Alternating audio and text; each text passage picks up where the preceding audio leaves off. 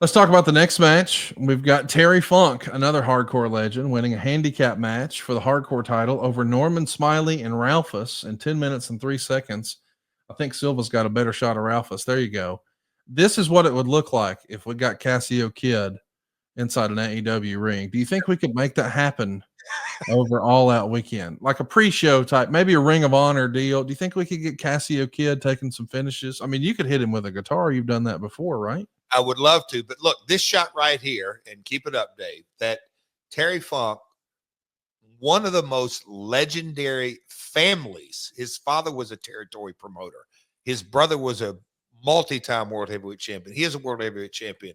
Over in Japan, just traveled the world, very well respected. He's getting wiggled by, I love good old Norman Smiley, but Conrad Ralphus is in the ring with Terry Funk, and Ralphus' current job in this photo, he is moonlighting. He is part-timing. He's just kind of having some fun as Ralphus the wrestler. His day job is driving a semi for WCW production. Does this photo encapsulate the madness of WCW in the last 18 to 24 months of its life? Think about that. That picture speaks volumes. Are you, I mean, Conrad, I'm not throwing shade, but this is Russo 101, is it not? Are you tearing up over there? Well, now, didn't Ralphus like break in? Well, I don't mean Ralphus necessarily. Oh, I mean, I get that was a Jericho idea, and I'm all for it. I'm more specifically talking about Terry Funk being on all fours. What? Okay, Jericho got him in as a roadie. That all makes sense. But the Arquette winning the title, the Ralphus actually in a match in a three-way. It's, what'd you say? That's a bridge too far. 2 stars. Stars too. Come on. Yeah. This, yeah. Hey, I do want to ask you. Listen, we both think whatever we think about hardcore wrestling. But which of the 2 promotions, I'm not talking about ECW, between the WWF's hardcore division, where we saw the title change about 12 times a month, and then this version of the WCW hardcore division, who do you think handled the hardcore division best between WWF and WCW, in your opinion, as a performer? Oh, dear Lord. You just kind of said it. The radical title switching kind of maybe wasn't the best out. I think if you were to ask me, name the word association with WWE hardcore division, I would say overproduced. But because they looked at everything for it, they want to enhance everything. I get it. I'm all for that, getting camera shots and timing and everything. But it felt a little bit too methodical. And WCW, I think, so much wasted and just hodgepodge booking and really nonsensical. So I'm going to have to lean into WWF's version.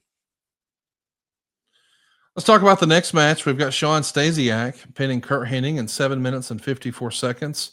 Meltzer would say the crowd's really into everything that Kurt does on offense, and he says that Stasiak's moves aren't bad, but he's totally mechanical and has the personality of a tree while doing them. He gives it 1 star. Listen, you've seen a ton of talent. We know that Sean is a legacy talent. He did experience somewhat of a glass ceiling in wrestling. Why don't you think he enjoyed more success? What, if anything, was Sean missing from his game that could have allowed him to level up, if that makes sense? I do want to note out that Sean Stasiak, son of a former world heavyweight champion, second generation, Kurt Hennig, second generation, got 1 star, and Ralphus got 2 stars. So there's your star rating system for today, the madness of it. But I think Sean was a guy that never found who he was as a talent. And I don't think it's all Sean's fault. I don't think it's all the promoter's fault. I think I'm going to go back to just fitting into the DNA of a card, of a promotion, is not the easiest thing in the world. And I think you got to kind of split. I don't know if blame's the right word, but who was Sean? Tell me about him. Sean, you tell me who you are as a performer. And I think sometimes that gets lost on what I was talking about a little while ago. You know, we're a little bit Hollywood, a little bit TV show, a little bit vaudeville, Broadway, athletics, a little politics, a little smack talking, all in a one. But coming out of that, you got to create characters at the very foundation. Who was Shawn Stasiak? And I think that was his roadblock to getting to, if we call it, the next level. Since we're talking about what could have been, I do want to circle back to Norman Smiley. I mean, Norman Smiley was this great international journeyman wrestler, not to be disrespectful, because I know this is said a lot of times disrespectfully, but almost everyone would say he was a good hand, meaning he's very capable. He knows what he's doing. He has authenticity, he has believability, has credibility. I mean, he's done it all in pro wrestling, and he was quite successful in Mexico and lots of other different territories around the world. But it does feel like he enjoyed his most mainstream success as more of a comedic presentation here in WCW. And I do think, for whatever reason, a lot of times when you get put into the comedic role, you almost kind of get typecast as that. I imagine that had he lived, James Gandolfini would have forever been thought of first for mafioso type roles, and it would have become more challenging for him to tackle other roles, because when the audience has identified you a certain way, they kind of want more of that. So it's in the business interest to super serve that fan base. In an alternate universe, do you think Norman Smiley could have been enjoyed more success without the comedy? Or was that necessary at that point in his career, do you think? And I think where you, I guess, got to drill down to it is that Norman learned to play to his strengths. A hell of a worker, still to this day, he's a teacher, but to be successful on American television. And when I look through, you know, on this pay-per-view, this is a pay-per-view, not just TV matches. The pay-per-view matches are short. That especially doing, we'll call it the shock TV of 3 to 4 to 5 minute TV matches, like really quick. Both brands were doing that Norman kind of took his lane and went with it. So, Norman's a smart guy. He knew how to take care of himself. Never going to be the greatest promo in the world. The wiggle served him well through the years, and I think he knew that better than anybody. Let's talk about the next match. Your great close personal friend, Scott Steiner, is going to be Captain Hugh G. Rection. We know him as Bill DeMott, the former Hugh Morris. Scott's going to retain his U.S. title in 9 minutes and 24 seconds. And the former Hugh Morris came out and said that Hugh Morris was a brain fart from Eric Bischoff, and his real name is Hugh G. Rection. He's going to go by Captain Rection, which Meltzer says it will at some point become Captain Rectum. It gets 2 1/4 stars. Booker T is going to come out and clean house on Steiner after the MIA are going to try to get involved. So it's a pull apart. It's a smudge. But listen, we had a cat fight in match number 1. And then we had, you know, Terry Funk and the Big Wiggle and Ralphus in match number 2. And now we've got Captain Hugh G. Rection in match number 4. This is a lot, Jeff.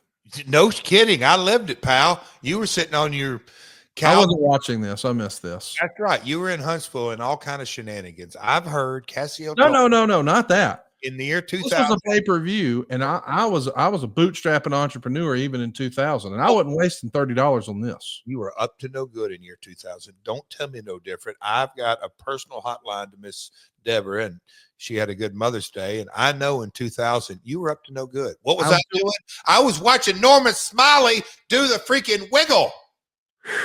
This would have been a great time, by the way, between the Big Wiggle and Captain Hugh G. Rection to plug Blue Chew, but we've already done it. So just use the promo code MyWorld, and I promise you'll have better results than Bill DeMott did with this gimmick. Hugh G. Hugh G. Rection. No, it's Hugh G. It's Hugh G. Rection. That's his last name's Rection. Captain Rection. Yeah. Hugh G. Rection. Yeah. What are we doing? Just what Slamboree 2000, 25 years in the making. Next thing you're going to know, you're going to have Kid Romeo put a cape and crown on. Well, go on. Keep talking. We're helping people save money at savewithconrad.com. And with all the economic turmoil going on the last few weeks and all the uncertainty it brings, here's one thing that is certain. Your home is still worth more than what you paid for it. According to the Zillow Home Value Index, the value of your home is still going up year over year, which means you're most likely sitting on untapped equity. Did you purchase your home or refinance it a few years back and got one of those really low COVID interest rates, and now maybe you're worried about giving it up? Well, here's something to think about. While the interest on your mortgage payment is low, the interest you're paying on your credit card balances is most likely wiping out those savings and then some. So what's more important, clinging on to that low rate or saving money each month? Let's talk about using the equity you've built up in your home and rolling all that debt into one lower monthly payment. Someone who just did that was our man Andrew, a maintenance worker in Tennessee. He needed to pay off some debt, and he needed to get a new roof and some new floors for his home. So instead of taking out more debt to do these upgrades, he came to SaveWithConrad.com to use the equity he's built up in his home and do a refinance. SaveWithConrad.com helped him accomplish all of those upgrades he wanted on his home. He paid off his debt, and now he's saving over $400 a month. He even got to skip his next 2 house payments. And you can do it too. Go right now to SaveWithConrad.com and let my team run the numbers for you for free. There's no cost and no obligation. And if we can't help you save some money today, we won't waste your time. It doesn't cost a thing to look, and you've got nothing to lose except some crazy high interest rates on those credit cards. You know you can do better. Start saving money today for your family with my family at SaveWithConrad.com. NMLS number 2129, Equal Housing Lender.